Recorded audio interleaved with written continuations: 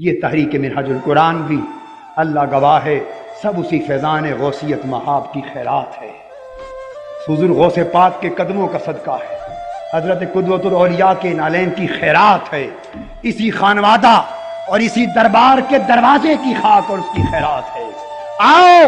اگر ہم چاہتے ہیں کہ اس تاریکی اور ظلمت کے دور میں اپنی روحانیت کو زندہ کر لیں، پھر سے ایمان، عرفان اور ایقان کے تعلق سلامت ہو جائیں، پھر سے روحانیت کی ذوق روشنی نصیب ہو اور پھر تعلق باللہ استوار ہو، تو ہمیں پھر اسی طرح سگے درگاہ میراں شو چخاہی قرب ربانی اس کا ورد کرنا ہوگا،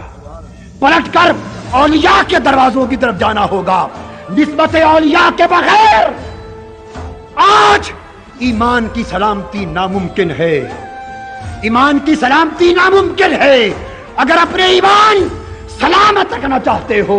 تو کسی نسبت والے سے نسبت پیدا کر لو، کسی نسبت والے کے ہو جاؤ،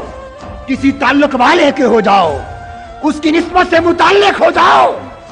اپنا تعلق اللہ والوں سے جوڑ لو، اولیاء اللہ سے جوڑ لو، اہل معرفت سے جوڑ لو، اللہ پاک آپ کے ایمان کو پھر سے سلامتی عطا فرمائے گا۔ آئیے ہم گفتگو ختم کرتے ہوئے عہد کریں کہ سیدنا غوث پاک کی یاد کی اس کانفرنس کے طفیل اور حضور قدوۃ الاولیاء کی اس زیارت کے صدقے سے عہد کریں کہ ہم بھی ظاہر اور باطن کی دائمی طہارت کو اپنائیں، ہم بھی اس تعلق باللہ کو اپنائیں، حضور غوث پاک کی روحانیت کی طرف متوجہ ہو، اولیاء کبار اور مشائخ اعظام کی نسبتوں اور ولایتوں کی طرف متوجہ ہوں، اور اپنا راستہ باطل راستوں سے ہٹا کر جدا کر کے اولیاء اللہ کی راہ پر اپنا راستہ استوار کریں،